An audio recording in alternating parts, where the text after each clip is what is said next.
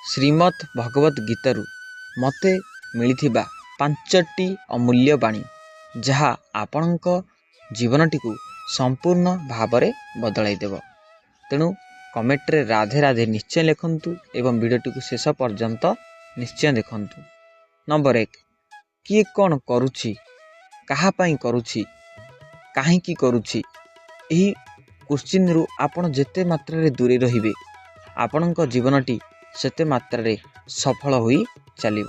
Number 2, ଦେଖନ୍ତୁ, ଯେତେବେଳେ ଏକ କୁକୁଡ଼ା ବଞ୍ଚିଥାଏ ସେ ପିମ୍ପୁଡ଼ିମାନଙ୍କୁ ଖାଇଥାଏ ଏବଂ ସେହି କୁକୁଡ଼ା ଯେତେବେଳେ ମରିଯାଇଥାଏ ତାକୁ ପିମ୍ପୁଡ଼ିମାନେ ଖାଇଥାନ୍ତି।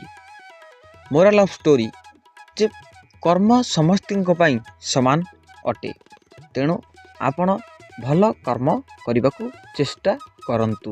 ନମ୍ବର 3, ମଣିଷ ନିଜର ଭାବନା, ନିଜର କଳ୍ପନା ଏବଂ ନିଜର କାମନା ଉପରେ ନିୟନ୍ତ୍ରଣ କରିବା ଅତ୍ୟନ୍ତ ଆବଶ୍ୟକ ଅଟେ।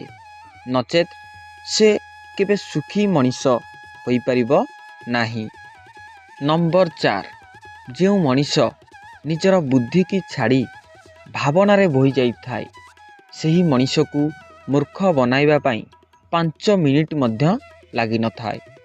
ନମ୍ବର 5, ଆପଣଙ୍କର ଭବିଷ୍ୟତ ଯଦି ଆପଣଙ୍କୁ ଜଣା ନାହିଁ, ତେବେ ଆପଣଙ୍କର ବର୍ତ୍ତମାନକୁ ଆପଣ ଭଲ କରିବାରେ ଚେଷ୍ଟା କରନ୍ତୁ ଏବଂ ବର୍ତ୍ତମାନରେ ବହୁତ ଭଲ କର୍ମ କରନ୍ତୁ। ଭବିଷ୍ୟତ ଆପେ ଆପେ ସଫା ହୋଇଯିବ।